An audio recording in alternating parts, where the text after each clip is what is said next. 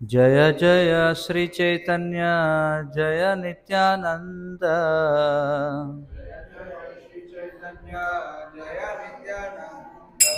जय जय श्री चैतन्य जय नित्यानंद।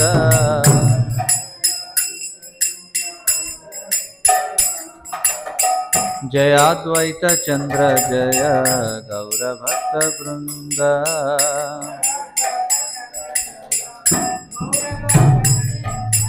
जय अद्वैत चंद्र जय गौर भक्त वृंद।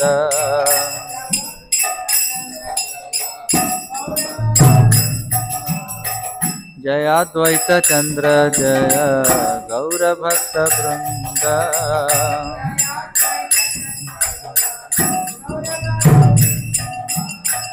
जय जय श्री चैतन्य जय नित्यानंद।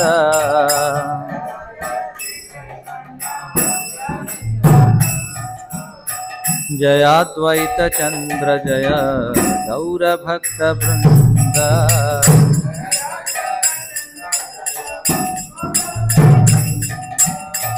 जय अद्वैत चंद्र जय गौर भक्त वृंद।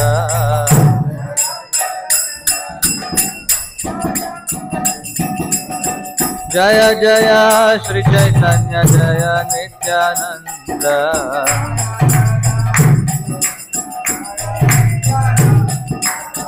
जय अद्वैत चंद्र जय गौर भक्त वृंद।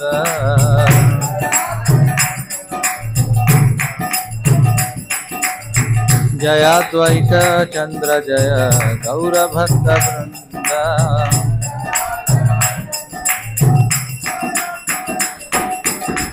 जय जय श्री चैतन्य जय नित्यानंद।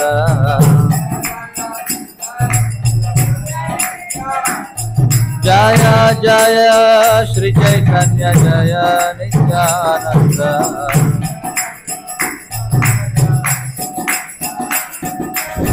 जय अद्वैत चंद्र जय गौर भक्त वृंद।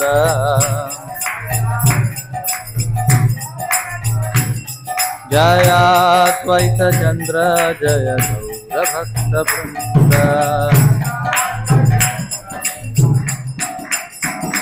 हरे कृष्ण कृष्ण कृष्ण हरे हरे, हरे राम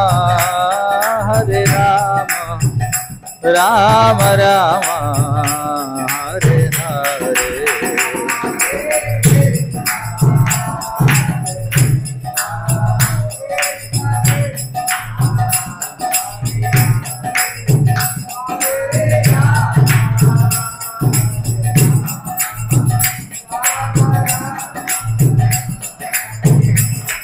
हरे कृष्ण कृष्ण कृष्ण हरे हरे, हरे राम राम राम हरे हरे।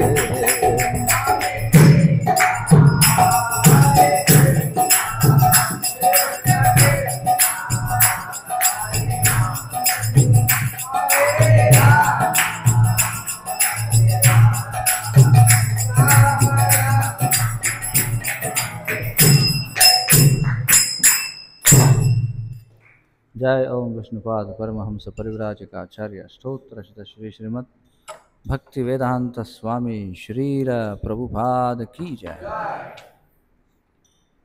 श्री गौर पूर्णिमा महोत्सव की जय।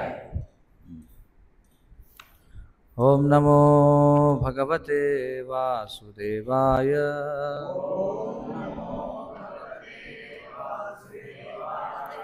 ओम नमो भगवते वासुदेवाय।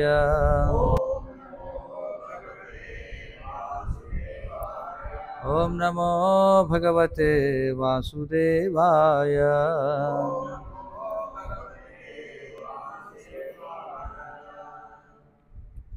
ओम ज्ञानतिमिरान्धस्य ज्ञानाञ्जनशलाकया चक्षुरुन्मीलितं येन తస్మై శ్రీ గురవే నమః.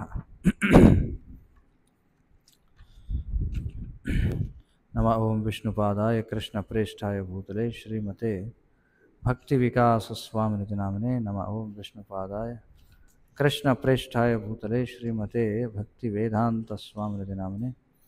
నమస్తే సారస్వతే దేవే గౌరవాణి ప్రచారిణే నిర్విశేష శూన్యవాది పాశ్చాత్య దేశతారిణే. జయ శ్రీకృష్ణ చైతన్య ప్రభు నిత్యానంద శ్రీ అద్వైత గదాధర శ్రీవాసాది గౌరభక్త వృంద.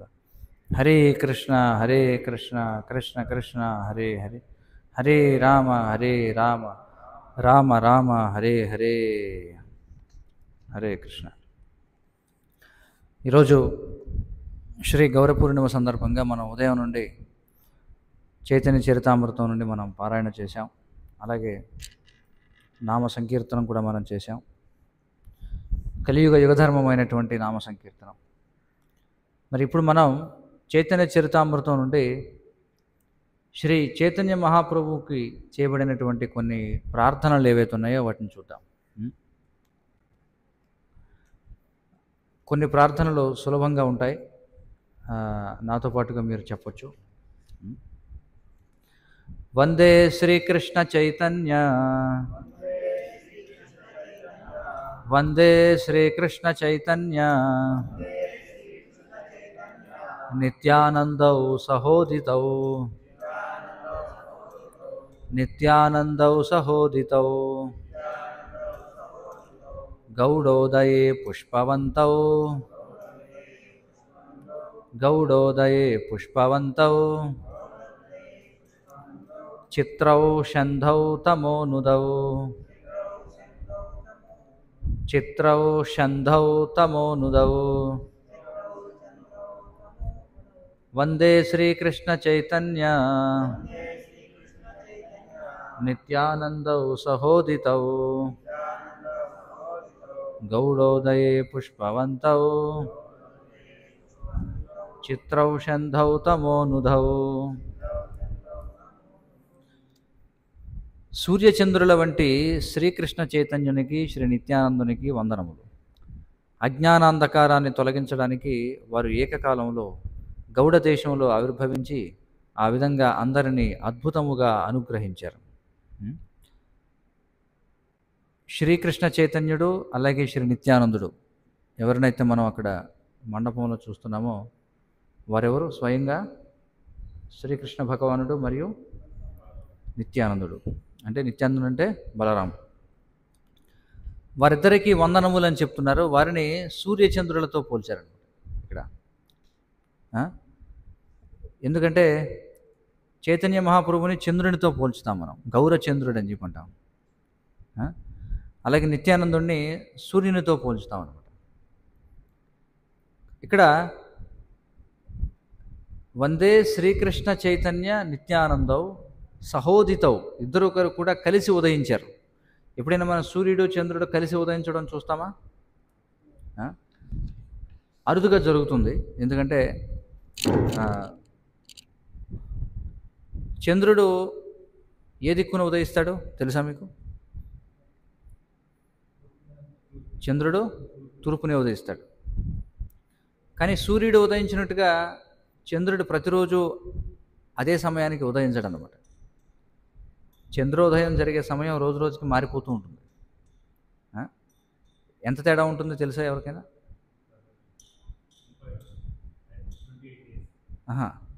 ఈరోజు చంద్రుడు ఉదయిస్తే మళ్ళీ రేపు ఏ సమయానికి ఉదయిస్తాడు? ఆలస్యంగా ఉదయిస్తాడనమాట. అదే సమయానికి ఉదయించడు. అలా మనం చూస్తే ఎప్పుడో అరుదుగా సూర్యుడు చంద్రుడు ఒకేసారి ఉదయించడం జరుగుతుంటుంది, అరుదుగా జరుగుతుందన్నమాట. కాబట్టి ఈ చైతన్య మహాప్రభు నిత్యానంద ప్రభు ఇద్దరు అవతరించడం ఎలా ఉందంటే దాన్ని పుష్పవంతవు అని చెప్పన్నారు సంస్కృతంలో. ఇక్కడ పుష్పవంతవు అంటే సూర్యచంద్రులు ఇద్దరిని కలిపి పుష్పవంతవు అని చెప్పంటారట. ఎక్కడ ఉదయించారు వాళ్ళు? గౌడోదయే అని చెప్పన్నారు. గౌడోదయ అంటే ప్రస్తుతం ఉన్నటువంటి ఈ బెంగాల్ ప్రాంతం ఏదైతే ఉందో, పూర్వం ఈ పశ్చిమ బెంగాల్ అలాగే తూర్పు బెంగాల్ అంటే ఇప్పుడు బంగ్లాదేశ్ అని ఏదైతే అంటున్నామో అది అలాగే పశ్చిమ బెంగాల్ రెండు కూడా కలిసే ఉండేవి. ఇప్పుడు 1947కి ముందు. ఆ? అయితే బ్రిటిషర్లు కావాలనే ఈ బెంగాల్ ప్రాంతాన్ని రెండుగా విభజించారనమాట. ఎందుకోసం? విభజించి పాలించు. చూడండి, ఎవరైనా బలంగా ఉన్నారంటే ఆ వర్గాన్ని విడగొడితే ఏమవుతుంది? బలహీనులైపోతారు. ఉం? కాబట్టి ఈ బెంగాల్ అనేది చాలా పెద్ద ప్రాంతం అన్నమాట. మీరు చూసినట్లయితే దానిని బ్రిటిష్ వాళ్ళు ఏం చేశారంటే దాన్ని విడగొట్టారనమాట. తూర్పు మరియు పడమరగా దాన్ని విడగొట్టారు. సూర్యుడు ఏ విధంగా అయితే తూర్పున ఉదయిస్తాడో అలాగే చైతన్య మహాప్రభు కూడా తూర్పున ఉదయించారు. భారతదేశానికి తూర్పు ప్రాంతం ఏది? ఈ బెంగాల్ ప్రాంతం అన్నమాట. అక్కడ చైతన్య మహాప్రభు అలాగే నిత్యానంద ప్రభు ఇద్దరు కలిసి ఉదయించడం జరిగింది. ఇంకేమన్నారంటే చిత్రవు అని చెప్పన్నారు. చిత్రం అంటే అద్భుతముగా ఉదయించారు.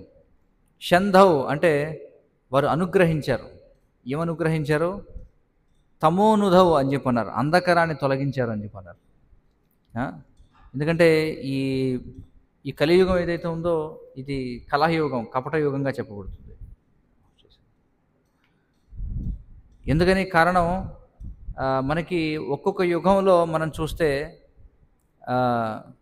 పూర్వయుగాల్లో సత్వగుణం యొక్క ప్రాబల్యం ఎక్కువగా ఉండేదన్నమాట. మరి కలియుగం అంటేనే ఇది అంధకార బంధురమైనటువంటి యుగం అనమాట. కలియుగం అనేది దీన్ని కలహయుగం లేకపోతే దీన్ని కపట యుగం అని చెప్పి అంటారు. మరి రజస్తమో గుణాల యొక్క ప్రభావం చాలా ఎక్కువగా ఉంటుంది ఈ కలియుగంలో. మరి ఈ రజస్తమో గుణాలు దాదాపుగా కలియుగంలో పుట్టే వాళ్ళందరూ కూడా రజస్తమో గుణాల్లో ఉన్నటువంటి వాళ్ళే. మరి రజస్తమో గుణాల్లో ఉన్నటువంటి వాళ్ళు వారు ఏ విధంగా ఆధ్యాత్మిక జ్ఞానాన్ని పొందగలరు చెప్పండి? చాలా కష్టం. అంటే ముందు వారికి ఆధ్యాత్మిక జ్ఞానాన్ని ఇవ్వాలంటే వారి యొక్క రజస్తమో గుణాలను ముందు నిర్మూలించాలన్నమాట. అందుకే ఇక్కడ ఏమని ప్రార్థించారంటే వాళ్ళు అందరినీ అద్భుతంగా అనుగ్రహించారు, తమోనుధవు అని చెప్పన్నారు, అంధకారాన్ని తొలగించారు. మనకి భగవద్గీతలో శ్రీకృష్ణ భగవానుడు సత్వగుణం, రజోగుణం, తమోగుణం యొక్క లక్షణాలు చెప్తాడు. సత్వగుణం యొక్క లక్షణం ఏమిటి? సత్వగుణం యొక్క లక్షణాలు ఏమిటి? ప్రకాశం, అలాగే జ్ఞానం. చూడండి, జ్ఞానాన్ని వెలుగుతో పోల్చారు కదా. కాబట్టి కలియుగం ఈ సత్వగుణం యొక్క లక్షణం ఏమిటంటే ప్రకాశం, అలాగే జ్ఞానం, ఈ రెండు కూడా. రజోగుణం యొక్క లక్షణం ఏమిటి?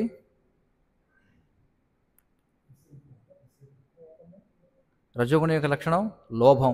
చూడండి, లోభం అలాగే అణచరానటువంటి కోరికలు, ఈ రెండు కూడా రజోగుణం యొక్క లక్షణాలు. తమోగుణం యొక్క లక్షణం నిద్ర, ఆలస్య. కృష్ణుడు చెప్తాడు నిద్ర, ఆలస్య, మోహం, అంధకారం. చూడండి, ఇవన్నీ కూడా తమోగుణం యొక్క లక్షణాలు అన్నమాట. మరి కలియుగంలో ఈ రజస్తమో గుణాల యొక్క ప్రాబల్యం బాగా ఎక్కువగా ఉంటుంది. మరి ఈ కలియుగం యొక్క లక్షణాలు మనకి చెప్పబడ్డాయి, భాగవతం యొక్క ఆరంభంలోనే చెప్పబడ్డాయి. ఏమిటా లక్షణాలు? మొట్టమొదటి లక్షణం ఏమిటి కలియుగంలో? జనులందరూ కూడా అల్పాయుష్కులు. చూడండి, అందరూ కూడా అల్పాయుష్కులు. ప్రాయేణ అల్పాయుష సభ్య కళావస్మిన్ యుగే జనా. చూడండి, తర్వాత ఏమిటి? మందహ. చూడండి, మందహ అంటే అందరూ కూడా అంటే అందరికీ అర్థమయ్యే భాషలో చెప్పాలంటే వెధవలు అన్నమాట. చూడండి, అర్థమవుతుంది కదా. వేరే ఏ పదాన్ని వాడినా కూడా అంత తగినట్టుగా ఉండకపోవచ్చు. మందహ అంటే ఫుల్, స్టూపిడ్ అని చెప్పి ఇంగ్లీష్లో అనేక రకాలుగా మనం చెప్పచ్చు. కలియుగంలో ప్రతి ఒక్కరు కూడా సహజ లక్షణం అనమాట మందహ. సుమంద మతయోర్. చూడండి, సుమంద మతయోర్ అంటే ఏమిటి? వాళ్ళకి అర్థం కావడం చాలా కష్టం. తాత్విక విషయాల గురించి మాట్లాడితే వెంటనే కలియుగంలో అందరికీ నిద్ర వస్తుంది అనమాట. చూడండి, మంద సుమంద మతయోర్, మందభాగ్యోర్. అలాగే అందరూ కూడా దౌర్భాగ్యులు కలియుగంలో. ఎందుకని దౌర్భాగ్యులు? కలియుగంలో? ఎందుకంటే ఓకే, ఆధ్యాత్మిక జ్ఞానం లేదు, కానీ ఎందుకు దౌర్భాగ్యులు కలియుగంలో అంటే కనీసం జీవనావసరాలు కూడా ఎవరికి భరోసా లేదన్నమాట. ఏమిటి జీవనావసరాలు? ఆహార, నిద్ర, భయమోదనాలు. అవి కూడా చాలా కష్టం అన్నమాట కలియుగంలో. వాటి కోసం తీవ్రమైనటువంటి శ్రమ చేయాలి. ఎందుకంటే జంతువులు కూడా అంత శ్రమించవు. కలియుగంలో మనం చూస్తే జంతువులు కూడా ఆహార నిద్ర భయమిదాల కోసం అంత శ్రమించవు, కానీ మనిషి అంత శ్రమించాల్సి ఉంటుంది. అర్థమవుతుంది కదా. మందభాగ్యోర్ ఉపధృత అన్నారు, అంటే ఎప్పుడు కూడా ఆందోళన, మానసిక అలజడి అనమాట ఎప్పుడు కూడా. ఇవి కలియుగంలో ఉన్నటువంటి లక్షణాలు. ఈ విధమైనటువంటి లక్షణాలు ఉన్నవాళ్ళు అసలు వీళ్ళకి ఆత్మజ్ఞానం అనేదే లేదు కలియుగంలో. ఇలాంటి వారిని మరి వీరంతా కూడా ఏ కోకు చెందిన వాళ్ళు? రజస్తమో గుణాల్లో ఉన్నటువంటి వాళ్ళు. మరి వారిని ఏ విధంగా అయితే చూడండి, సూర్యుడు ఉదయించి, ఉదయాన్నే మనకి సూర్యుడు ఉదయిస్తాడు. సూర్యుడు ఉదయించి ఏం చేస్తాడు? చీకటని పారద్రోలుతాడు కదా. అలాగే రాత్రి సమయంలో చంద్రుడు ఉదయించి ఏం చేస్తాడు? చీకటని పారద్రోలుతాడు. అలా ఈ చైతన్య నిత్యానందులు ఇద్దరు కూడా ఉదయించి ఏం చేశారు? ఏ విధంగా అయితే సూర్యుడు చంద్రుడు తూర్పున ఉదయిస్తారో అలాగే చైతన్య మహాప్రభు నిత్యానంద ప్రభు కూడా తూర్పున ఉదయించారు. ఎక్కడంటే గౌడ దేశంలో ఉదయించారనమాట. అర్థమవుతుంది కదా. ఈ భారతీయ సంస్కృతిని మనం చూసినట్లయితే ఇంకా దీని యొక్క అంటే ఈ భారతదేశం అంతా కూడా మనం చూస్తే ఈ పాశ్చాత్య పాలన చేత, అటు మహమ్మదీయులు ఇటు ఆంగ్లేయులు వీళ్ళందరి యొక్క పాలన వల్ల ఈ భారతీయ సంస్కృతి చాలా విచ్ఛిన్నం అయిపోయిందనమాట. అలాగే కలియుగ ప్రభావం వల్ల కూడా. కానీ కొద్దో గొప్ప ఇంకా ఈ వైదిక సంస్కృతికి సంబంధించిన జీవన విధానానికి దగ్గరగా ఉన్నవాళ్ళు ఎవరు అంటే ఈ గౌడ దేశీయులు అన్నమాట. ఈ బెంగాల్ ప్రాంతంలో ఇంకా ఈ వైదిక సంస్కృతికి ఆనవాళ్ళు చాలా ఎక్కువగా మిగిలి ఉన్నాయన్నమాట, విధంగా చెప్పాలంటే. అందుకని ఆ ప్రదేశంలో చైతన్య మహాప్రభు ఆయన ఉదయించడం జరిగిందన్నమాట. ఉదయించి ఏం చేశారు? ఎందుకంటే కలియుగంలో చాలా హేయమైనటువంటి పరిస్థితి అనమాట. పరీక్షిత్ మహారాజు మనం చూస్తే, పరీక్షిత్ మహారాజు అసలు ఈ కలియుగం అనేది ఎప్పుడు ప్రారంభమైంది? 5000 సంవత్సరాల క్రితం. ఇంకా ఖచ్చితంగా చెప్పాలంటే ఎప్పుడు ప్రారంభమైంది? ఎప్పుడైతే శ్రీకృష్ణ భగవానుడు ఆయన తన యొక్క స్వధామానికి బయలుదేరాడో వెను వెంటనే కలియుగం ప్రారంభమైందనమాట. వెను వెంటనే కలియుగం ప్రారంభమైంది. కానీ కృష్ణుడు నిష్క్రమించినప్పటికీ ఇంకా ధర్మాత్ముడైనటువంటి ధర్మరాజు ఉన్నాడు. ఆ తర్వాత మళ్ళీ పరీక్షిత్ మహారాజు ఉన్నాడు. చూడండి, కాబట్టి పరీక్షిత్ మహారాజు ఈ కలిని ప్రవేశించకుండా అడ్డుకున్నాడు అనమాట బలవంతంగా. చూడండి, అప్పటికే కలియుగం ప్రారంభమైపోయింది, కానీ కలి ప్రభావం రాకుండా ఆయన చాలా తీవ్రంగా అడ్డుపడ్డాడు. మరి ఆయన యొక్క సామ్రాజ్యంలో మనం చూసినట్లయితే ఏమైంది? ఒక కలిపురుషుడు ఏం చేశాడు? ఒక రాజు వేషంలో వచ్చి ఒక గోవుని అలాగే ఒక ఎద్దుని అతడు హింసిస్తూ ఉన్నాడు అనమాట. అంటే అది కలి యొక్క లక్షణం అన్నమాట. ఎందుకంటే పూర్వం ఇప్పుడు లేదు. పూర్వం ఎన్నడూ కూడా చరిత్రలో 5000 సంవత్సరాల క్రితం పరీక్షిత్ మహారాజు ఉన్న కాలానికి అసలు గోవుని కానీ ఎద్దుని కానీ ఎవరు కొట్టడం కానీ ఇలాంటివి లేనే లేవు అనమాట. అంటే హింసించడం అనేది లేనే లేదు. ఆయన ఉన్న కాలంలో అది ఆ లక్షణం కనిపించింది, కానీ ఆయన అడ్డుకున్నాడు. కానీ పరీక్షిత్ మహారాజు ఈ కలి ప్రవేశించడానికి గొప్ప అవరోధంగా ఉన్నాడు అనమాట. అందుకే కలి ఏం చేశాడు? ఏదో ఒక విధంగా మొత్తానికి ఒక పన్నాగం పన్ని ఆయన ప్రవేశించాడు రాజ్యంలో. మరి ఆనాడు ఎవరు ఊహించి కూడా ఉండరు. దాదాపుగా అది కూడా పైగా భరత భూమిలో దాదాపుగా ప్రతి పట్టణంలో కూడా గోవధ జరుగుతుందనేది ఎవరు ఊహించుంటారు అనమాట. ఆనాటి కాలంలో ఎవరు ఊహించుంటారు. చూడండి, ఇప్పుడు మనం చూస్తాం కదా, ప్రతి పట్టణంలో కూడా ఏదో ఒక మూల గోహత్య జరుగుతూనే ఉంటుంది. దాన్ని నిరోధించేవాడే ఎవడో లేడు. అది పరిస్థితి అన్నమాట. మరి ఈ కలియుగం మనం చూసినట్లయితే యుగాలలోనే అత్యంత హేయమైనటువంటిది కలియుగం. ఎందుకంటే మనం చూసాం కదా లక్షణాలన్నీ కూడా. అలాగే భాగవతంలో మరొక శ్లోకం ఉంది. ఏమిటో శ్లోకం చూడండి, తతశ్చానుదినం. ఆ శ్లోకం చూడండి. అంటే కలియుగంలో రోజు రోజుకి కూడా పరిస్థితి ఎలా ఉంటుంది, ఏమేమి క్షీణిస్తాయి అనేది ఒక శ్లోకం ఉంది. తతశ్చానుదినం రాజన్ సుఖదేవ గోస్వామి చెప్తారనమాట పరీక్షిత్ మహారాజుకి. రోజు రోజుకి ధర్మం, శాంతి, అలాగే బలం, జ్ఞాపక శక్తి, ఆయువు, నంక్షంత్యాయుర్ బలం స్మృతి అని చెప్పి అంటారు. చూడండి, శ్రీమద్ భాగవతం 12వ స్కందంలో అంటే ఇంక ముగింపు అనమాట. శ్రీ సుఖ ఉవాచ అని చెప్తారు.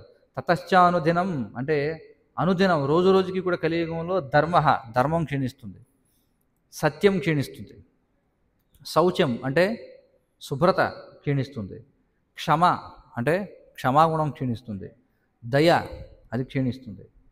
కాలేన బలినా రాజన్, కాలం ముందుకు వెళుతుంటే ఏమవుతుంది? నంక్షంత్యాయుర్బలం స్మృతి, ఆయుష్ క్షీణిస్తుంది, బలం క్షీణిస్తుంది, స్మృతి జ్ఞాపక శక్తి క్షీణిస్తుంది. ఇంకా సుఖదేవ గోస్వామి అంటారు, ఏమంటారు ఆయన? కలేర్ దోషనిదేహి రాజన్ అస్థి ఏకో మహాన్ గుణ. ఓ పరీక్షిత్ మహారాజా, కలియుగం అనేది దోషాల సముద్రం అట. చూడండి, ఆయన ఊరికి కొన్ని దోషాలు పైపైన సూచనప్రాయంగా చెప్పారు అంతే. కలియుగ యొక్క దోషాలు ఊరికే ఏమంటారు, ఒక సూచనగా. అంటే ఇప్పుడు చూడండి, ఎటు వెళ్ళాలి అంటే ఇలా వెళ్ళాలి అని చెప్పినట్టుగా, అంతే కదా. ఇప్పుడు పలానా ప్రదేశానికి కాశీ ఎటు వెళ్ళాలి అని చెప్పన్నాం అనుకోండి, కాశీ ఎటు వెళ్ళాలి? ఎటు ఉంది మనకి కాశీ? ఉత్తర దిశగా ఉంది, అంటే ఉత్తరం అటు ఉంది, అటు వెళ్ళాలి అని చెప్పంటాం. కానీ ఊరికి అలా వెళ్ళమని చెప్తే సరిపోతుందా? మధ్యలో ఎన్నో ఉంటాయి వివరాలు, అవునా కదా. అలాగా సుఖదేవ గోస్వామి కలియుగం యొక్క సూచన చేశారు, ఎలా ఉంటుంది కలియుగం అంటే ఇది లక్షణాలు చెప్పారు. అది చెప్పిన తర్వాత ఇంకా పూర్తిగా అన్నీ చెప్పకుండా ఏమన్నారు? దోషనిధి, ఇక నువ్వు అర్థం చేసుకో, దోషాల సముద్రం కలియుగం అంటే. అస్థి ఏకో మహాన్ గుణ. కానీ పరీక్షిత్ మహారాజా, ఒక మహాగుణం ఉంది కలియుగంలో. ఏమిటది? కీర్తనాదేవ కృష్ణస్య ముక్త సంగ పరం వ్రజేత్. కలియుగంలో ఇన్ని దోషాలు ఉన్నప్పటికీ కూడా కృష్ణుణ్ణి కీర్తిస్తే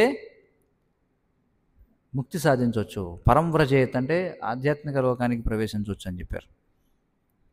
మరి అత్యంత హేయమైనటువంటి కలియుగం ఇది, అంటే యుగాలలో అత్యంత హేయమైనది, కానీ దీనిని యుగాలలో అత్యంత శ్రేష్టమైనదిగా మార్చేశారనమాట. ఎవరు చేశారా పని? చైతన్య మహాప్రభు చేశారు. 500 సంవత్సరాల క్రితం ఆయన అవతరించి ఆయన ఏం చేశారు? ఈ యొక్క నామ సంకీర్తనం ఏదైతే శాస్త్రాల్లో చెప్పబడిందో, నామ సంకీర్తనం గురించి శాస్త్రాల్లో అనేక చోట చెప్పబడింది. హరేర్నామ హరేర్నామ హరేర్నామ ఇవ కేవలం కలవు నాస్తియేవ నాస్తియేవ నాస్తియేవ గతిరంజద. కలియుగంలో హరినామము హరినామము హరినామం తప్ప వేరే గతి లేదు లేదు లేదు అని చెప్పబడింది.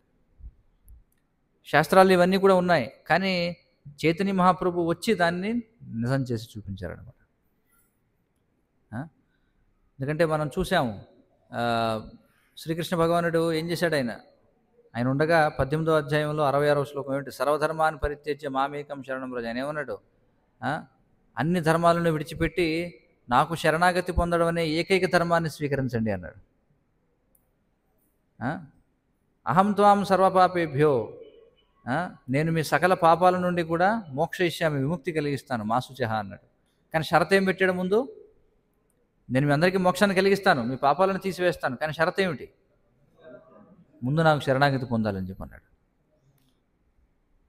కానీ కలియుగంలో ఈ విధమైనటువంటి లక్షణాలు, ఆయుష్ తక్కువ, సుమందమతులు, మందభాగ్యులు, ఆందోళనతో ఉండేటువంటి వాళ్ళు, వీళ్ళకి శరణాగతి పొందడం అని చెప్తే, శరణాగతి అంటే ఏమిటి అసలు? మనం చూసాం, శరణాగతిలో 6 అంశాలు ఉంటాయి.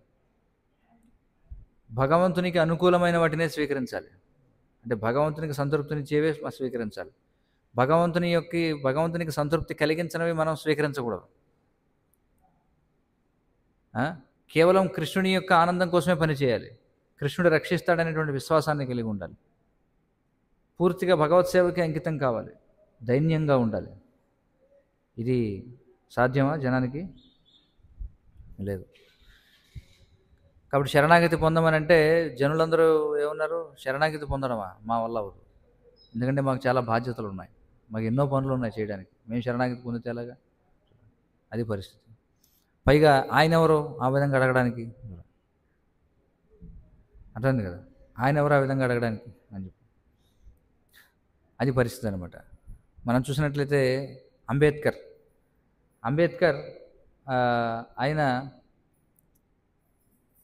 ఆయన ఉన్నటువంటి సమయంలో ఈ కుల వివక్ష అనేటువంటిది చాలా ఎక్కువగా ఉండేదన్నమాట. అంటరానితనం ఇవి ఎక్కువగా ఉండేవి మహారాష్ట్రలో. ఆయన ఒక హిందూ కుటుంబ నేపథ్యానికి చెందిన వ్యక్తే, కానీ అంటరానితనం అనేది ఎక్కువగా ఉండేది ఆ రోజుల్లో. అయితే శాస్త్రాల్లో అంటరానితనం అనేది ఎందుకు ఉంది ఏమిటనేది దాని యొక్క విషయం అంతా వేరే. ఆయన ఏం చేశారంటే, సరే ఇప్పుడు నేను ఈ హిందూ మతంలో నేను ఉండకూడదు, వేరే మతాన్ని నేను స్వీకరించాలి. ఎందుకంటే ఇందులో అనేక రకాల లోపాలు ఉన్నాయి కాబట్టి ఆయన ఆ విధంగా అర్థం చేసుకున్నాడు. అయితే ఆయన విశ్లేషణ చేశాడు, ఇప్పుడు నేను ఏ మత విధానాన్ని స్వీకరించాలి? అయితే భారతదేశంలో పుట్టినటువంటి మత విధానాలను నేను స్వీకరించాలి, వేరే దేశానికి చెందిన మత విధానాలను నేను స్వీకరించను. ఆ విధంగా చేస్తే ఈ దేశ సంస్కృతి నాశనం అయిపోతుందని భావించాడు ఆయన.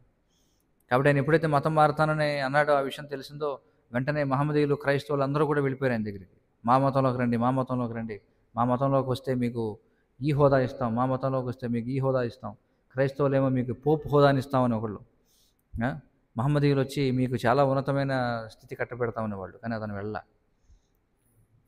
భారతదేశంలో పుట్టినటువంటి మత విధానాల్లోకి నేను వెళ్ళాలని అనుకున్నాడు. అయితే ఆయన విశ్లేషణ చేశాడు.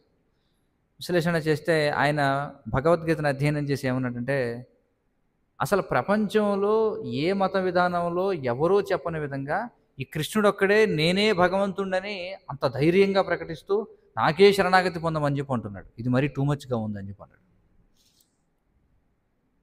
అంబేద్కర్ ఎనాలిసిస్ అనమాట. ఆయన ఏమన్నాడంటే, నేను బౌద్ధం స్వీకరిస్తాను, ఎందుకంటే బుద్ధుడు ఏమీ అనలేదు, ఆయన మౌనంగా ఉన్నాడు అని చెప్పి ఆయన ఏం చేశాడు? బౌద్ధాన్ని స్వీకరించాడు. చూడండి, అర్థమైంది కదా. అయితే అంబేద్కర్ ఏదైతే బౌద్ధాన్ని స్వీకరించాడో ఆయన బౌద్ధంలో మార్పులు చేశాడు. చూడండి, ఆయన స్వీకరించిన బౌద్ధం వాస్తవమైన బౌద్ధం ఒకటి కాదు. ఆయన ఏమన్నాడంటే, నేను 2 విషయాలు లేని బౌద్ధాన్ని స్వీకరిస్తున్నాను అన్నాడు. ఒకటి, పునర్జన్మ అంగీకరించను అన్నాడు ఆయన. చూడండి, రెండవది, బుద్ధుడు విష్ణువు యొక్క అవతారం అని నేను ఒప్పుకోనని చెప్పి అన్నాడు. చూడండి, ఆ 2 తీసేస్తే బౌద్ధాన్ని స్వీకరిస్తానన్నాడు. కాబట్టి ఇది ఉదాహరణ అనమాట. ఏదైతే శాస్త్రాల్లో చెప్పారో, కలియుగంలో అడుగుతారు, నువ్వెవరు చెప్పడానికి, శరణాగతి పొందమని అడుగుతావా? ఇది మరీ టూ మచ్గా, నువ్వెవరు చెప్పడానికి. ఎందుకంటే కలియుగంలో ఏమిటంటే అందరూ కూడా ఈ అథారిటీ ఏదైతే ఉందో, అథారిటీ అంటే ఏమిటి? ఒక అధికారాన్ని స్వీకరించడం అనేది ఒప్పుకోరన్నమాట. కలియుగంలో ఎవరికి నచ్చదు అది. మేమెందుకు శరణాగతి పొందాలి? అంతే కదా, అంతా కూడా రెబలెస్ నేచర్ అనమాట, తిరుగుబాటు మనస్తత్వం. అంతే కదా, ప్రతి ఒక్కరు కూడా తిరుగుబాటే కలియుగం. సో ఇలాంటి పరిస్థితుల్లో మరి కృష్ణుని యొక్క ఉపదేశాలు ఏవైతే ఉన్నాయో వాటిని ఎవరో కూడా స్వీకరించలేదన్నమాట. చూడండి, మరి ఏం చేయాలి? వీళ్ళని ఎలా ఉద్ధరించాలి? వీళ్ళకి వచ్చి వీళ్ళని దబాయించి లేకపోతే అడిగితే వీళ్ళు ఒప్పుకోరు. కాబట్టి వీళ్ళని దారిలోకి తీసుకురావాలంటే వాళ్ళల్లో ఒకటిలాగే ఉండాలని చెప్పి అనుకున్నాడు కృష్ణుడు. వాళ్ళలో ఒకటిగా ఉంటూనే నేను పని చేయాలి. చూడండి, అందుకే కలియుగంలో ఏమిటి, రాజరిక విధానం కూడా పోయింది కదా. ఎందుకంటే రాజు వాడేవాడండి, రాజు వాడు చెప్పింది నేనెందుకు వినాలి, ఇదే కదా మనస్తత్వం. అంటే అన్నీ కూడా ఏ విధంగా విధానాలన్నీ ఎలా నశించిపోయాయంటే ఇదే విధంగా. అందుకే ప్రజాస్వామ్యం వచ్చింది. ప్రజాస్వామ్యం అంటే ఏమిటి? మనలో ఒకడే రాజు అవ్వాలి. చూడండి, అంతే కదా, మనలో ఒకడే, అందరూ ఎవరైనా అవ్వచ్చు. చూడండి, ఇది మనస్తత్వం. కాబట్టి ఈ మనస్తత్వానికి తగినట్టుగానే కృష్ణుడు కూడా వచ్చి ఏం చేశాడు? ఆయన నేను భగవంతుడు అని చెప్పలేదు. చూడండి, అంటే ఎవరైతే సన్నిహితమైనటువంటి వారికి తెలియజేశాడు తాను భగవంతుడు అనే విషయం చైతన్య మహాప్రభుగా వచ్చినప్పుడు. కానీ జనబాహుళ్యానికి వచ్చినప్పుడు ఆయన అసలు అవేమీ చెప్పలా. కానీ జనులు తమంతట తాముగా వారికి అర్థమయ్యేది, ఈ వ్యక్తి సాధారణ వ్యక్తిగా, దీన్ని స్వయంగా భగవంతుడై ఉండాలి అని చెప్పి. చెన్నహ అని చెప్పన్నారు. అంటే ఆ విధంగా ఆయన రహస్య అవతారంగా వచ్చాడనమాట. ఆయన వచ్చి ప్రకటించలేదు నేను భగవంతుడిని, అందరూ నాకు శరణాగతి పొందమని చెప్పాలి. ఆయన ఏమన్నాడు? కృష్ణుడు భగవంతుడు, మీరు అందరూ కూడా కృష్ణుడికి శరణాగతి పొందండి అని చెప్పి ఆయన అన్నారు. ఆ విధంగా ఆయన వచ్చి పంచతత్వాత్మకం కృష్ణం భక్తరూప స్వరూపకం. చూడండి, భక్తుని యొక్క రూపంలో వచ్చాడు. వచ్చి మనకి ఏ విధంగా భక్తి చేయాలో సులభమైనటువంటి విధానం కలియుగంలో ఏమిటది? నామ సంకీర్తనం. ఎందుకంటే కలియుగంలో ఉన్నటువంటి పరిస్థితులకు నామ సంకీర్తనం తప్ప ఎవరు ఏం చేయగలిగింది లేదనమాట. ఎందుకంటే అందరూ కూడా ఎప్పుడు కూడా ధ్యానం ఎలా చేయగలం చెప్పండి కలియుగంలో? అసలు అంత ఆయుష్ ఎక్కడుంది? ముందు అసలు ఆ ఆయుష్ ఎక్కడుంది? అంత పవిత్రత ఎక్కడుంది ధ్యానం చేయడానికి? ఆరోగ్యంలో కృష్ణుడు చెప్పాడు, కానీ అలాంటి పవిత్ర స్థలాలు ఎక్కడున్నాయి చెప్పండి? ఏవైతే పవిత్ర స్థలాలుగా చెప్పబడుతున్నాయో అవి కూడా అపవిత్ర స్థలాలుగా మారిపోతున్నాయి. మనం చూస్తున్నాం కదా. అన్నీ కూడా ఏవైతే మనకి కాశీ కావచ్చు, లేకపోతే బృందావనం కావచ్చు, లేకపోతే ఎలాంటివైనా సరే కలియుగంలో పవిత్ర స్థలాలు కూడా వ్యాపార స్థలాలుగా మారిపోతాయి. కాబట్టి పవిత్ర స్థలాలు లేవు, అలాగే మనిషికి ఆయుష్ లేదు. కాబట్టి ధ్యానం ఎలాగో చేయలేరు. అదే యజ్ఞయాగాదులు చేద్దామంటేనా కనీసం స్వచ్ఛమైన వంట నూనె లేదు. ఇప్పుడు నెయ్యి గురించి మర్చిపోకుండా నెయ్యి గురించి అసలు వద్దు. నే అనేటువంటి అక్షరాన్ని మర్చిపోండి. వాసన కూడా మర్చిపోవచ్చు మనం. కనీసం వంట నూనెలే సరిగా లేవు చూడండి. యజ్ఞం చేయాలంటే ఎంతో నెయ్యి అవసరం, అవునా కదా? నెయ్యి లేకుండా యజ్ఞం ఎలా చేస్తారు? దానికి ఎంతో వనస్పతులు, అసలు ఇంకా చెప్పాలంటే ధనరాశులు అవసరం. అంత ధనం ఎక్కడుంది? ద్వాపర యుగం నాటికే యజ్ఞాలు చేయడం కష్టమైపోయింది. మీరు వినే ఉంటారు, ధర్మరాజు రాజసూయ యాగం చేద్దామంటే ధనం లేదు. మరి కృష్ణుడు ఏం చెప్పాడు? నీకు ధనం కావాలా? అదిగో ఉత్తరానికి వెళ్ళి అక్కడ హిమాలయాల్లో ఒక బంగారు పర్వతం ఉంది, అక్కడి నుంచి తెచ్చుకోమని చెప్పాడు. ఎందుకంటే పూర్వయుగాల్లో ఎవరో ఒక రాజు యజ్ఞం చేసి బ్రాహ్మణులకి మెండుగా ఈ బంగారాన్ని దానం చేస్తే వాళ్ళకి అప్పుడు అంతా బంగారం అనమాట. బంగారం ఇప్పుడు చూడ మనం చూస్తాం, ప్లాస్టిక్ కాగితాలు ఎలాగైతే ఎక్కడ పడితే అక్కడ పడేస్తారో, ఆ రోజుల్లో బంగారం ఎక్కడ పడితే అక్కడ, ఆ బ్రాహ్మణులు అనుకుంటే ఇంత బంగారం మనం ఏం చేసుకుంటాం అని చెప్పి అంతా అక్కడే పాడేసిపోయారట. యజ్ఞం జరిగింది, యజ్ఞంలో బంగారం దానం ఇచ్చారు, బయటకు వచ్చి అక్కడే పాడేసిపోయారు. అది పెద్ద గుట్ట కింద అయిపోయింది. ఎంత పెద్ద గుట్ట అయిపోయిందంటే దాన్ని ఎవరు తీసుకోవడానికి కూడా ఎవరికి అవసరం లేదనమాట. చూడండి, అంత బంగారం ఉంది అక్కడ, అవునా కదా? పూర్వం కొత్తలో ఎప్పుడైతే ఈ డిస్పోజబుల్ వాటర్ బాటిల్స్ వచ్చినాయో, ఎక్కడైనా ఒక బాటిల్ పడేస్తే జనం ఆతృతగా వెళ్ళి దాన్ని ఏరుకునేవారు అనమాట. ప్లాస్టిక్ బాటిల్ దొరికిందని. ఇప్పుడు యూజ్ అండ్ త్రో, ఎక్కడ పడితే అక్కడ పడేయటమే, గుట్టలు. ఎవరైనా పట్టించుకుంటాడు? దాన్ని పట్టించుకోడు. అలా ఆ రోజుల్లో బంగారు పాత్రలు వాళ్ళకి ఇచ్చాడు ఆ రాజు. రకరకాల బంగారు చెంబులు, పాత్రలు, ఆభరణాలు ఇవన్నీ ఇస్తే ఎక్కడ వాళ్ళు అక్కడ పడేసిపోయారు అనమాట. యూజ్ అండ్ త్రో అనమాట. అలాగే ఆ రోజుల్లో బంగారం యూజ్ అండ్ త్రో, దాన్ని ఎవరు కూడా ముట్టుకోలేదు. అలా యుగాలు గడిచిపోయే అది మొత్తం మరుగున పడిపోయింది.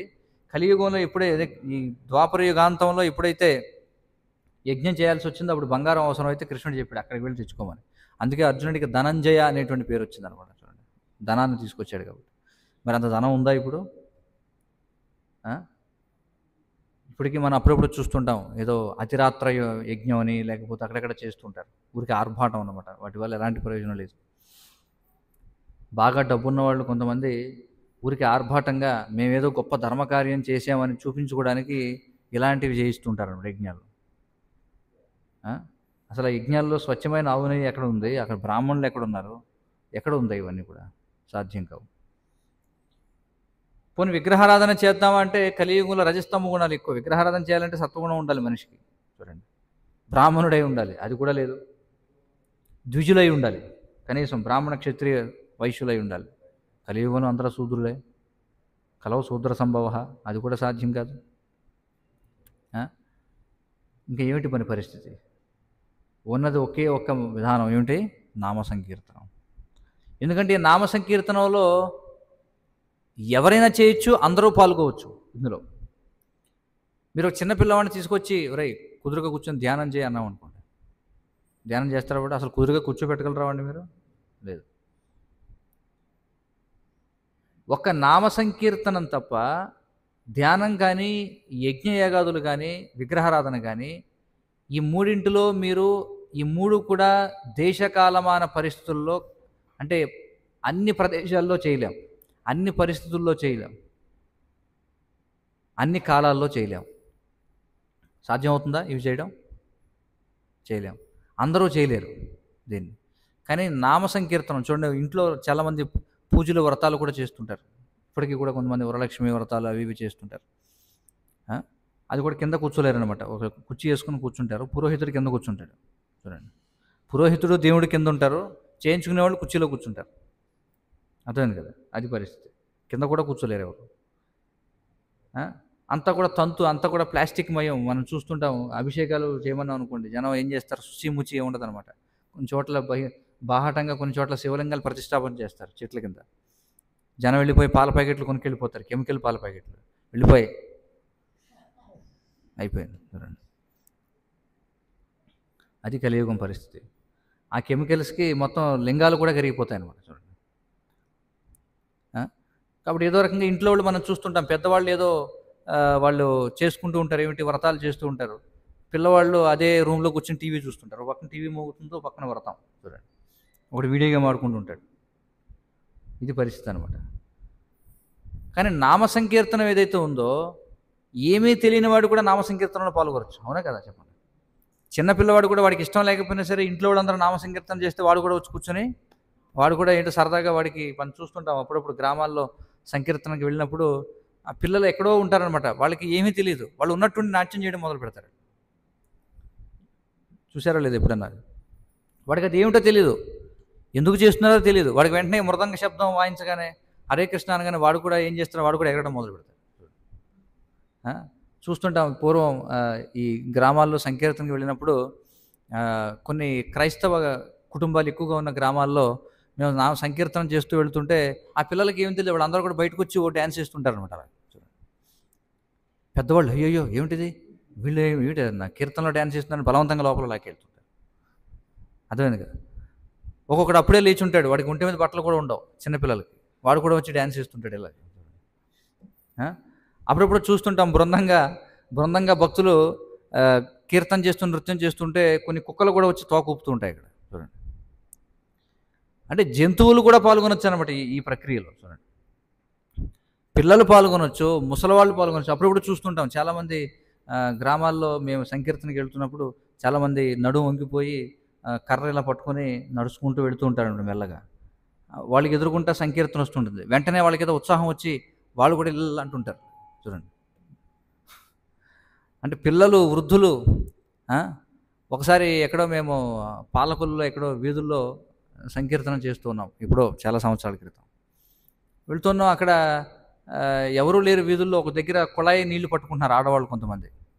అంటే మనం చూస్తుంటాం కదా, చాలామంది కొంచెం రోడ్డు వారిన చాలామంది ఉండుంటారు కదా, గుడారాల్లో అలాంటి చోట్ల ఉంటారు వాళ్ళు. అంటే చాలా మాస్ అనమాట, మాస్ టైప్ ఆఫ్ ఇది. వాళ్ళు నీళ్లు పట్టుకుంటూ ఉన్నారనమాట. మేము ఇద్దరం ముగ్గురు ఉండి మేమేదో సంకీర్తన చేస్తూ ఉన్నాం. ఉన్నట్టుండి ఆడవాళ్ళకి ఏమైందో వాళ్ళు నలుగురు వచ్చి మాతో పాటు డ్యాన్స్ చేయడం మొదలుపెట్టారు. మాకు భయం వేసి మేము వెళ్ళిపోయాం. బాబు ఇదేమిటి, ఎవరు చూస్తే బాగోదు, వీళ్ళు డ్యాన్స్ చేస్తున్నారు ఏమిటి. సినిమాల్లో చూపిస్తుంటారు కదా చూడండి, మాస్ డ్యాన్సులు చూపిస్తుంటారు. ప్రతి సినిమాలో ఒక ఐటమ్ సాంగ్ ఏదో మొత్తానికి వేస్తుంటారు చూసారా, అలా వచ్చేవాళ్ళు. సో కాబట్టి సంకీర్తనంలో దీనికి ఇంకా విదేశాల్లో సంకీర్తనం జరిగేటప్పుడు మీరు చూడొచ్చు, ఎన్నో వీడియోస్ ఉన్నాయి మనకి ఇంటర్నెట్లో. వాళ్ళకి అది ఏమిటో తెలియదు. ఆఫ్రికా దేశం వాళ్ళు, లేకపోతే వీళ్ళు ఎవరైతే ఉంటారో రకరకాలుగా ఉంటారనమాట. వాళ్ళకి ఏం తెలియదు, కానీ వెంటనే సంకీర్తన రాగానే వాళ్ళు కూడా అందులో డ్యాన్స్ చేస్తుంటారు. వాడికి ఏదో ఆనందం చూడండి. కాబట్టి ఈ విధంగా అందరూ కూడా పవిత్రులు అవుతారనమాట. ఇంతకంటే వేరే విధానం లేనే లేదనమాట. నామ సంకీర్తనం తప్ప అన్యథా ఒకవేళ వేరే విధానాన్ని ఏదైనా అవలంబించినట్లయితే అది కేవలం సమయం వృధా, ధనం వృధా, ఎందుకు పనికిరానిటువంటివి అనమాట. ఎందుకంటే సాధ్యం కాదు. మీరు చూడొచ్చు అనమాట, అనుభవపూర్వకంగా మనం చూడొచ్చు.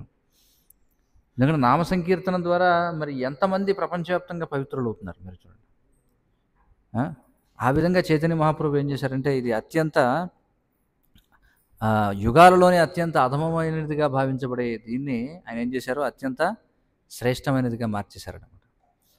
కాబట్టి ఎవరైనా సరే ఇందులో పాల్గొనొచ్చు. ఇందులో ఏమి మనకి చైతన్య మహాప్రభు చెప్పారు కదా, శిక్షాష్టకంలో ఏం చెప్పారు, నామ్నామకారి బహుదా నిజ సర్వశక్తి తత్రార్పిత నియమిత స్మరణేన కాల. చూడండి, దీనికి ఏమి నియమాలు ఏం లేవు, నామ సంకీర్తనం చేయడానికి నియమాలు ఏం లేవు. కానీ ఒకవేళ కృష్ణ ప్రేమను పొందాలి, శుద్ధ భక్తి సాధించాలంటే మాత్రం నియమాలు పాటించాలి. అర్థమవుతుంది కదా. కాబట్టి మరి చైతన్య మహాప్రభు ఆయన యొక్క ఉపదేశాలన్నింటినీ కూడా మనకి 8 శ్లోకాల్లో ఇవ్వడం జరిగింది. ఏమిటది? మొదటి చేతోదర్పణమార్జనం భవమహాధావాగ్ని నిర్వాపణం. చూడండి, ఈ నామ సంకీర్తనం యొక్క 7 జిహ్వలు అన్నమాట. చూడండి, అగ్నికి 7 నాలుకలు ఉంటాయట. చూడండి, అగ్నికి 7 నాలుకలు ఉంటాయి. అలాగే ఈ సంకీర్తన యజ్ఞానికి, సంకీర్తన అగ్నికి కూడా 7 నాలుకలు ఉంటాయి. ఏమిటవి? మొట్టమొదటి చేతోదర్పణ మార్జనం. చూడండి, మొట్టమొదటి మన చైతన్యం ఏమవుతుంది, నామ సంకీర్తనం చేస్తే మన చైతన్యం అనేది పవిత్రం అవుతుంది.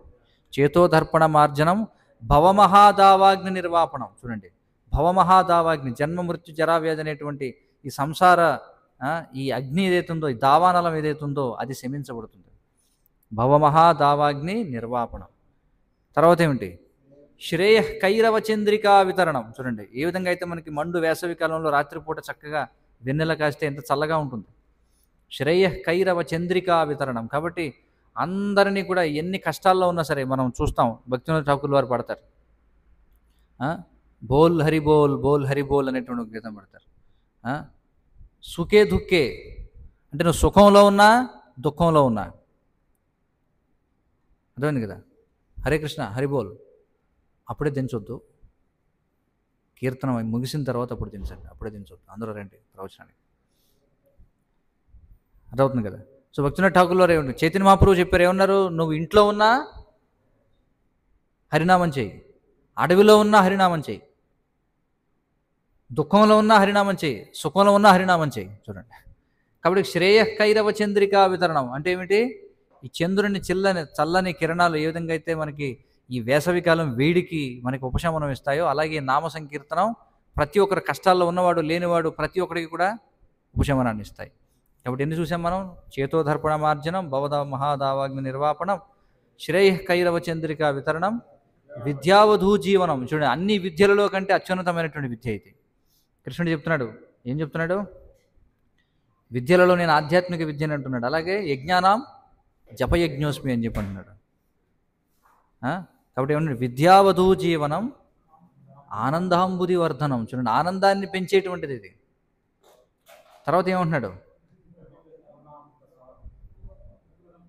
ప్రతిపదం పూర్ణామృత ఆస్వాదనం. చూడండి, ప్రతి అడుగడుగునా కూడా ఏమవుతుంది? పూర్ణ అమృత ఆస్వాదనని కలిగిస్తుంది. తర్వాత ఏమిటి? ఆనందాంబుది వర్ధనం, ప్రతిపదం పూర్ణామృతాస్వాదనం, పరం విజయతే శ్రీకృష్ణ సంకీర్తనం. ఎప్పుడు కూడా విజయమే నామ సంకీర్తనం, అదే పరం విజయతే, ఎప్పుడు కూడా విజయమే సంకీర్తనలో. చూడండి, కాబట్టి చైతన్య మహాప్రభు చెప్తున్నారు, నామ సంకీర్తనం చేస్తే 7 ఫలితాలు కలుగుతాయన్నమాట. సరే, బాగానే ఉంది, ఇంత గొప్ప ఫలితాలు కలుగుతున్నాయి, మరి ఇది ఎంతో కష్టమైన ప్రక్రియ అయి ఉండొచ్చే అనుకోవచ్చు. అందుకే వెంటనే ఆయన ఏమంటున్నారు? నామ్నామకారి బహుదా నిజ సర్వశక్తి. ఎందుకని ఇలా 7 ప్రయోజనాలు ఇందులో ఉన్నాయంటే, భగవంతుడు తన యొక్క నామంలో తన యొక్క శక్తులన్నింటినీ కూడా పెట్టుబడి పెట్టాడట. నామ్నామకారి బహుదా నిజ సర్వశక్తి. భగవంతుడు ఏం చేశాడు? కలియుగంలో నేనెందుకు రావడం? కలియుగంలో హిరణ్యాక్షుడు, హిరణ్యకశిపుడు అలాంటి వాళ్ళు ఎవరైనా ఉంటే నేను వస్తాను చంపడానికి. వాస్తవానికి మీరు చూస్తే భగవంతుడు అవతరించిన ప్రతిసారి కూడా ఆయన సంహరించింది ఇక్కడ ఈ భూమి మీద తయారైనటువంటి అసురులను కాదు చంపడానికి వచ్చింది. ఆయన అవతరించిన ప్రతిసారి ఎవరిని సంహరించడానికి వచ్చాడు తెలుసా? ఆ వచ్చిన వాళ్ళు కూడా ఈ భూమి మీద ఉన్నటువంటి ఈ భౌతిక ప్రపంచానికి చెందిన వాళ్ళు కాదు ఆయన చంపడానికి వచ్చింది. ఆ వాళ్ళని చంపడానికి దుర్గాదేవి చాలు. భగవంతుడు ఎందుకు దిగి రావడం? ఎవరు వాళ్ళు? వైకుంఠం నుంచి పతనం చెందారు వాళ్ళు. వాళ్ళ కోసం వచ్చాడు, అంతేగాని భౌతిక ప్రపంచంలో ఉన్న వాళ్ళకి ఆయన రావాల్సిన అవసరం ఉంది చెప్పండి.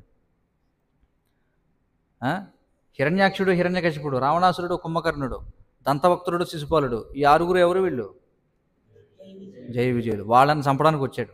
వాళ్ళని చంపడానికి వచ్చినప్పుడు పక్కన ఉన్న 4 కూడా చంపేశాడు. చూడండి, అంతేగాని వాళ్ళని చంపడానికి ఆయన రావాల్సిన అవసరం లేదనమాట. అందుకే ఆయన ఏం చేశాడు? కలియుగంలో అందరూ బలహీనులే, అసురులు కూడా బలహీనులే. కలియుగంలో అసురులు ప్రతి ఒక్కడు అసురుడే. కలియుగంలో కామక్రోధ లోభ మోహ మదమాశ్చర్యాలు. దీన్ని చంపడానికి నేనెందుకే రావడం? నా నామం సరిపోతుంది అన్నాడు. నా నామం చెప్పించుకోండి చాలు, చచ్చిపోతారు వాళ్ళే అన్నాడు. చూడండి, అందుకేం చేశాడు? నామ్నామకారి బహుదా నిజ సర్వశక్తి. సరే, బాగుంది, ఇంత శక్తివంతమైనది, దీనికి ఏమైనా సమయం ఉందా? నియమాలు ఉన్నాయా? తత్రార్పిత నియమిత స్మరణేన కాలః. చూడండి, నియమాలు లేవట, స్మరించడానికి సమయంతో సంబంధం లేదట. బాగుంది కదా ఇదేదో, మరి అందరూ స్వీకరించవచ్చు కదా? స్వీకరించరు. ఎందుకని? దుర్ధైవ మీదృశమిహాజని నా అనురాగ. చూడండి, అంతా బాగుంది కానీ మాకు ఆసక్తి లేదు. చూడండి, పెద్ద విందు ఏర్పాటు చేశారు, ఆకలి లేదు, ఏం చేస్తాం చెప్పండి? తర్వాత ఏమంటున్నారు చైతన్య మహాప్రభు? నదనం న జనం న సుందరీం. చూడండి, ఆయన ఏమంటున్నారు? ఎలా ఉండాలి? నాకేమి నా ధనం అవసరం లేదు, జనం అవసరం లేదు, సుందరి అవసరం లేదు. నదనం న జనం న సుందరీం కవితాం వా జగదీశ కామయే. గొప్ప గొప్ప విద్యా పాండిత్యం అవసరం లేదు. ఈ ప్రపంచంలో ఏం కావాలి? మమ జన్మని జన్మనీశ్వరే భవతాత్ భక్తిరహైతుకీ త్వయి. ప్రతి జన్మలోను, ప్రతి జన్మ అంటే జన్మ తర్వాత జన్మ ఎక్కడ కలుగుతుంది? ఆధ్యాత్మిక ప్రపంచంలోనా భౌతిక ప్రపంచంలోనా? అంటే చైతన్య మహాప్రభు నేను ఆధ్యాత్మిక ప్రపంచానికి వెళ్ళాలని కూడా కోరుకోవట్లే. ఆయన ఏమంటున్నారు? మమ జన్మని జన్మనీశ్వరే. అంటే ఆయన నిర్ణయించుకున్నారు, నేను ఎక్కడ వెళ్తాను ఆధ్యాత్మిక ప్రపంచానికి, ఇక్కడే ఉంటాను నేను. ఇక్కడ ఎన్ని జన్మలు ఇచ్చినా సరే నాకు కావాల్సింది ఏమిటి? మమ జన్మని జన్మనీశ్వరే భవతాత్ భక్తిరహైతుకీ త్వయి. ప్రతి జన్మలో కూడా నేను కోరుకునేది ఏమిటి? నీ యొక్క అహైతుకమైనటువంటి భక్తి నాకు కావాలి అని చెప్పుకుంటున్నాను. తర్వాత ఏమంటున్నారు? తృణాతపి సునీచేన తరోరివ సహిష్ణున అమానినామానదేన కీర్తనే సదా హరి. మరి ఈ యొక్క హరినామాన్ని ఎల్లప్పుడూ హరినామాన్ని కీర్తించాలంటే ఎలా ఉండాలి మనిషి? తృణాదపి సునీచేన, రహదారి ఎందలి గడ్డిపోచ కంటే కూడా నేను నీచుండి అనేటువంటి భావనలో ఉండాలి. తరోరివ సహిష్ణున, చెట్టు కంటే కూడా సహనం ఉండాలి. చెట్టును అందరూ కొట్టేవాళ్లే, నరికేవాళ్లే చూడండి, కానీ అది ఎప్పుడు కూడా నిరసన వ్యక్తం చేయదు. అలా ఉండాలట. అమానినా మానదేన కీర్తనే సదా హరికి. అవతల వాళ్ళు గౌరవించినా గౌరవించకపోయినా సరే ఎల్లప్పుడూ ఏం చేయాలి? హరిని కీర్తించాలి. అప్పుడు మాత్రమే ఆ స్థితిలో ఉంటే, అంటే అవతల వాళ్ళు అవమానించినా సరే మనం అవతల వాళ్ళకి గౌరవాన్ని ఇవ్వాలట. చూడండి తర్వాత ఏమన్నారు? అయినంద తనుజ కింకరం పతితమ్మా విషమే భవాంబుదయో. ఓ నంద కింకర్ చూడండి, అయినంద తనుజ అంటే ఎవరు? నంద తనుజ అంటే ఎవరు? కృష్ణ. అయినంద తనుజ కింకరం, నేను సేవకుణ్ణి, నీ సేవకుణ్ణి, కానీ ఇప్పుడు ఏమైపోయింది? పతితమ్మ, నేను ఇప్పుడు పతనం చెందాను. వాస్తవానికి నేను నీ సేవకుణ్ణి, ఇప్పుడు నేను పతనం చెందాను. పతితమ్మ విషమే భవాంబుదవు. చూడండి, భవాంబుదం అంటే ఈ యొక్క సముద్రంలో, మహాసముద్రంలో నేను పడిపోయాను. కృపయా తవ పాద పంకజ స్థిత ధూళి సదృశం విచింతయ. దయచేసి నన్ను తిరిగి లేవనెత్తి ఏం చేసుకోమంటున్నారు? నీ గోపికగా తయారు చేయమంటున్నారా, లేకపోతే నీ స్నేహితుడిగా తయారు చేయమంటున్నారా, లేకపోతే తల్లిదండ్రులుగా నాకు స్థానాన్ని ఇవ్వమంటున్నాడా, లేకపోతే నీ సేవకుడిగా స్థానాన్ని ఇవ్వమంటున్నాడా? ఏమడుగుతున్నాడు ఆయన? పదపంకజ స్థిత ధూళి సదృశం విచింతయ, ధూళికణంగా స్థానాన్ని ఇవ్వమంటున్నాడు. ఎందుకంటే ఆధ్యాత్మిక ప్రపంచంలో ఉన్నటువంటి ధూళికణాలు కూడా జీవులే కాబట్టి. తర్వాత ఏమన్నారు? యుగాయుతం నిమేషేన అన్నారు. తర్వాత నయనం గళదశ్రుధారయ వదనం గద్గదరుద్ధయా గిరా పులకైర్నిచితం వపుః కదా తవనామగ్రహణే భవిష్యతి. ఎప్పుడు నాకు ఆ విధమైనటువంటి స్థితి కలుగుతుంది? ఏమన్నారు? నయనం గళదశ్రుధారయ, ఇప్పుడు నేను నామం చెప్పగానే నా కళ్ళ నుంచి అశ్రుధారులు కారతాయి, నా యొక్క స్వరం గద్గదం అవుతుంది. నయనం గళదశ్రుధారయ వదనం గద్గదరుద్ధయా గిర, శరీరం అంతా కూడా, గిర అంటే శరీరం అంతా కూడా కంపనం, అష్టసాత్విక వికారాలు ఎప్పుడు కలుగుతాయి? నయనం గళదశ్రుధారయ వదనం గద్గదరుద్ధయా గిర పులకైర్నిచితం వపుః కదా, నా వపుః అంటే శరీరం ఎప్పుడు పులకరిస్తుంది. తవనామగ్రహణే భవిష్యత్, నీ నామం చెప్పగానే నాకు ఈ దివ్యానందం ఎప్పుడు కలుగుతుంది అని అంటున్నారు. తర్వాత ఏమంటున్నారు? యుగాయితం నిమేషేన చక్షుషా ప్రావృషాయితం. చూడండి, ప్రతి యుగం కూడా ఎలా అనిపిస్తుందట? ఒక నిమిషంలాగా, అంటే నిమిషం ఒక యుగంలాగా అనిపిస్తుందట. చూడండి, భగవంతుని యొక్క విరహభావనలో ఒక్కొక్క నిమిషం ఒక్కొక్క యుగంలా అనిపిస్తుంది. యుగాయితం నిమేషేన చక్షుషా ప్రావృషాయితం శూన్యాయితం జగత్సర్వం గోవింద విరహేణమే. జగత్తంతా కూడా నాకు శూన్యంలా అనిపిస్తుంది. తర్వాత ఏమంటున్నారు? ఆశ్లిష్యవా పాతరతాం పినష్టువాం అదర్శనాన్ మన్మహతాం కరోతువా యథా తథా వా విదధాతు లంపటో మత్ప్రాణనాథస్తు సయేవనాపరః. ఒకవేళ నన్ను మీ కాళ్ళ కింద వేసి తొక్కినా పర్వాలేదు, లేదా ప్రేమతో ఆలింగనం చేసుకున్నా పర్వాలేదు, కానీ నేను మాత్రం నీ యొక్క నిత్య దాసుణ్ణి అని చెప్పుకుంటున్నాడు. కాబట్టి ఆ భావాన్ని మనకి చైతన్య మహాప్రభు ఇస్తున్నారనమాట. అందుచేత ఈ నామ సంకీర్తనం పుట్టినటువంటి రోజుగా మనం చెప్పుకోవాలి. ఇది ఈ యొక్క గౌర పూర్ణిమ. హరే కృష్ణ కృష్ణ కృష్ణ హరే హరే, హరే రామ రామ రామ హరే హరే. కాబట్టి అందరూ కూడా మరి చైతన్య మహాప్రభు ఇచ్చినటువంటి వరదానాన్ని మనం స్వీకరించాలి. ఏమిటి చైతన్య మహాప్రభు ఇచ్చిన వరదానం? ఈ నామ సంకీర్తనం. అలాగే ఉన్నతోజ్వల రసం. చూడండి, భగవంతుణ్ణి అప్పటి వరకు అందరికీ తెలిసిందే, దాసునిగా సేవించవచ్చు, స్నేహితునిగా సేవించవచ్చు, తల్లిదండ్రులుగా సేవించవచ్చు అని.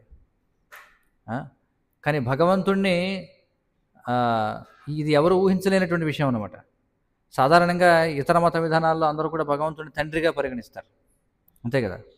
అవర్ ఫాదర్ ఇన్ హెవెన్ అని చెప్పుకుంటారు. స్వర్గంలో ఉన్నటువంటి మా తండ్రి, పరలోకమునందున్న మా తండ్రి అంటారు. అంటే భగవంతుడిని తండ్రిగా పరిగణిస్తారు. ఎందుకంటే తండ్రి అంటే ఏమిటి? పిల్లవాడిని పోషించేవాడు. కాబట్టి ఎవరికొవారు భగవంతుడే మనకి మన కోరికలన్నీ తీర్చేవాడిగా చూస్తారు, అంతే కదా. తండ్రి ఏం చేస్తాడు? పిల్లల్ని పోషిస్తాడు. పోషించడం అంటే సేవ చేయడమే కదా. కాబట్టి భగవంతుడిని తండ్రిగా భావించడం అంటే అదేం తప్పేం కాదు. కానీ భగవంతుడిని తండ్రిగా భావించడం అంటే భగవంతుడి నుంచి సేవను స్వీకరించడం అనమాట. సేవను స్వీకరించడం భగవంతుడు అంటే. కానీ భగవంతుడిని పుత్రుడిగా పొందడం అంటే భగవంతుడికి మనం సేవ చేయడం చూడండి. ఇక్కడి నుంచి పైకి ఇంకెవరికి తెలియదు అనమాట. మహమ్మదీయులు, క్రైస్తవులు కూడా భగవంతుడిని తండ్రిగా పరిగణిస్తారు. కానీ భగవంతుడిని పుత్రుడిగా పరిగణించవచ్చు అనేది భగవంతుడికి మనం తల్లిదండ్రులు అవ్వచ్చు అనే విషయం ఎవరికి తెలియదు. అది పక్కన పెట్టండి. ఉదాహరణకి మనం చూస్తాం, ఇస్లాం అని చెప్పి అంటాం. ఇస్లాం అంటే శరణాగతి అని అర్థం వాస్తవానికి చూడండి. అంటే వాళ్ళు కూడా భగవంతుడికి మనం సేవకులం అని చెప్తారు. సేవకులంగా అర్థం చేసుకుంటారు భగవంతుడికి, అంతవరకు అర్థం అవుతుంది. భగవంతుడికి మన తల్లిదండ్రులు అవ్వచ్చు. భగవంతుడు భుజాల మీద ఎక్కి కూర్చోవచ్చు చూడండి. స్నేహితుడు, సఖ్యభావం, అది కూడా ఉంది. ఇంకా పైకి వెళితే భగవంతుడికి భార్య కావచ్చు. ఇంకా పైకి వెళితే భగవంతుడికి మనం ప్రియురాలు కావచ్చు. ఇది అసలు ఎవరికి ఇంకా అంతకుమించి వాళ్ళకి బుర్ర పనిచేయదు అనమాట. ఇవన్నీ ఇంకా లోపలికి వెళ్ళలేవు, ఇంకా వాటిని వాళ్ళు జీర్ణించుకోలేరు అనమాట ఈ విషయాలన్నీ. మరి చైతన్య మహాప్రభు వచ్చింది ఆయన ఏమిటి? చైతన్య మహాప్రభు భగవంతునితో సంభోగించవచ్చు అని చెప్పారు. భగవంతునితో మైథునం చేసి ఎవరు ఊహించగలరు చెప్పండి? చైతన్య మహాప్రభు వచ్చి అంత ఉన్నతమైనటువంటి దాన్ని ఇచ్చారనమాట. ఏ విధంగా శ్రీకృష్ణుని యొక్క ప్రియురాళ్ళుగా, శ్రీకృష్ణుని యొక్క భార్యలుగా భగవంతుడికి సేవ చేయడం. ఎందుకంటే ఇది అత్యున్నతమైనటువంటిది అనమాట. అది చైతన్య మహాప్రభు ఇచ్చి వెళ్ళారు. చైతన్య మహాప్రభు అత్యంత కనీసమైనది ఇచ్చారు, అత్యంత ఉన్నతమైనది ఇచ్చారు. అత్యంత కనీసమైనది ఏమిటి? హరిబోల్ అన్నారు. అందరినీ హరిహరి అనండి, హరిహరి అనండి, హరిహరి అనండి. అది అత్యంత సాధారణమైన విషయం. అలాగే అత్యున్నతమైనది కూడా ఇచ్చారు. ఏమిటిది? ఉన్నతోజ్వల రసం. కానీ అక్కడికి వెళ్ళాలంటే కనీసమైన ద్వారానే అక్కడికి వెళ్ళాలి. అక్కడికి వెళ్ళిన తర్వాత కూడా అక్కడికి వెళ్ళాలన్నా మనం చేయాల్సింది ఏమిటి? హరే కృష్ణ హరే కృష్ణ కృష్ణ కృష్ణ హరే హరే, హరే రామ రామ రామ హరే హరే. అదే మనం చేయాల్సిందనమాట. కాబట్టి ఆ చైతన్య మహాప్రభు యొక్క కృపను మనకు కలియుగంలో ఎవరు అందించారు అంటే కృష్ణ కృపామూర్తి అభయ చరణారవింద భక్తి వేదాంత స్వామి శ్రీల ప్రభుపాదుల వారు మనకు ఏం చేశారు? ఆ యొక్క కృపని మనకు అందజేశారు. కృష్ణుడి కృపని చైతన్య మహాప్రభు ఇచ్చారు. చైతన్య మహాప్రభు యొక్క కృపని మనకి శ్రీల ప్రభుపాదుల వారు ఇచ్చారు. మరి ఆయన అనేకమైనటువంటి గ్రంథాలు రాయడం జరిగింది. మరి ఈరోజు గౌర పూర్ణిమ కాబట్టి మీ అందరినీ వేడుకునేది ఏమిటంటే అందరూ కూడా శ్రీ చైతన్య చరితామృతం, ఇక్కడ ఎంతమంది దగ్గర ఉంది చైతన్య చరితామృతం? చాలామంది దగ్గర లేదు. ఇక్కడ ప్రతి ఒక్కరు కూడా చైతన్య చరితామృతం గ్రహించండి. హీన పక్షంలో శ్రీ చైతన్య మహాప్రభు అనేటువంటి ఒక చిన్న గ్రంథం ఇచ్చారు మనకి ప్రభుపాదుల వారు, చిన్న పుస్తకం. అదైనా సరే అందరూ కూడా స్వీకరించండి. ఆ పుస్తకాలన్నీ అందుబాటులో పెట్టండి అందరికీ. సో కాబట్టి మా యొక్క విన్నపం ఏమిటంటే మరి ఈ చైతన్య మహాప్రభు ఇచ్చినటువంటి విధానం ఇది సార్వజనికమైనటువంటిది. ప్రతి ఒక్కరు కూడా దీన్ని స్వీకరించాలి. దీన్ని స్వీకరించలేని వాళ్ళు కలియుగంలో అత్యంత దురదృష్టవంతులుగా చెప్పబడతారనమాట. ఎందుకంటే కలియుగ ఆరంభంలో చైతన్య మహాప్రభు యొక్క విధానం ద్వారా ఎవరైతే ముక్తి సాధించగలరో వాళ్ళు ధన్యులు. మరి చైతన్య మహాప్రభుని కూడా మనం తప్పించుకుంటే మనం కల్కి అవతారం యొక్క కత్తికి బలవ్వాల్సిందన్నమాట.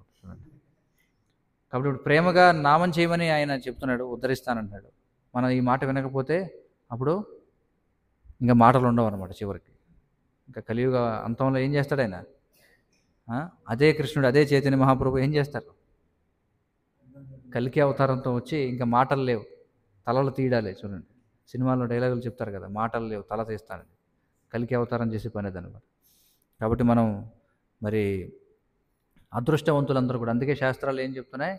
యజ్ఞై సంకీర్తన ప్రాయ రజంతి సుమేధ సహా. చూడండి గొప్ప మేధస్సు కలిగిన వాళ్ళు మాత్రమే ఈ సంకీర్తన యజ్ఞాన్ని స్వీకరిస్తారని చెప్పుకుంటున్నారు. మరి మీరందరూ కూడా అత్యంత తెలివైన వాళ్ళనే అనుకుంటున్నాం. ఎందుకంటే లేదంటే ఈ కార్యక్రమం రారు కదా, చేయడానికి ఎన్నో ఉన్నాయి. ఈరోజు హోలీ, బయట సరదాగా అలాగే వెళ్ళి రంగులు పాముకోవచ్చు ఒకరికొకరు కదా, హోలీ. మరి చైతన్య మహాప్రభు గురించి వినడానికి వచ్చారంటే ఖచ్చితంగా మీరందరూ కూడా అదృష్టవంతులే. కానీ మనం ఆ అదృష్టాన్ని పూర్తిగా ఉపయోగించుకోవాలి. అవకాశం లేనివాడు దురదృష్టవంతుడే, కానీ అవకాశం ఉండి కూడా వినియోగించుకునేవాడు అత్యంత దురదృష్టవంతుడు, దౌర్భాగ్యుడు కూడా.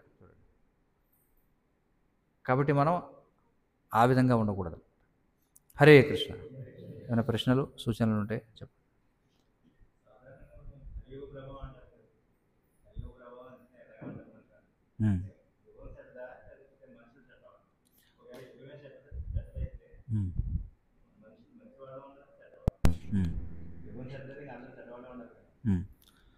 చూడండి, మనకి మొత్తం 4 యుగాలు కలిపితే 43 లక్షల సంవత్సరాలు.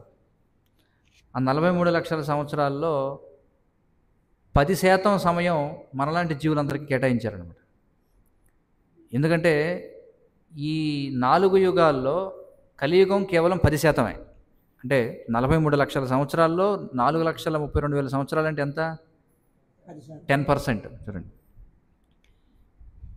ఈ 4,32,000 సంవత్సరాలకి పూర్వం ఏనాడు ఎవ్వరూ కూడా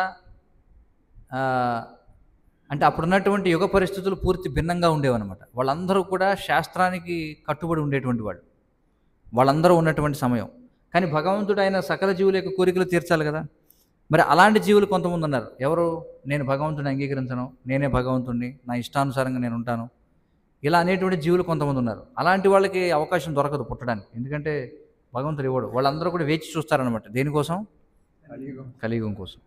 ఇక్కడ భగవంతుడు అందరి కోరికలు తీర్చాలి కాబట్టి ఈ విధమైనటువంటి నికృష్టులు కూడా కొంతమంది ఉన్నారు. సో అలాంటి వాళ్ళ కోసం ఏం చేస్తారంటే, సరే మీరందరూ ఆగండి అని చెప్పి కలియుగాన్ని వాళ్ళ కోసం కేటాయించాడు. కాబట్టి కలియుగం అనేది ఒక విధంగా భగవంతుడి కృప. ఆ విధంగా కలియుగంలో జీవులందరూ కూడా వాళ్ళ యొక్క వికృతమైనటువంటి చేష్టలన్నీ కూడా చేయొచ్చు అనమాట. అర్థమవుతుంది కదా. కాబట్టి రెండూ ఉన్నాయి. జీవులు చెడ్డవాళ్ళు కాబట్టి వాళ్ళకి ఈ విధమైనటువంటి కాలం తయారు చేయబడింది. అర్థమవుతుంది కదా. కానీ భగవంతుడు దయామయుడు కాబట్టి మరి కృప అనే దానికి అర్థం ఇప్పుడు అత్యంత నీచులపై ప్రదర్శిస్తేనే కృప అనే దానికి ఫలితం ఉంటుంది.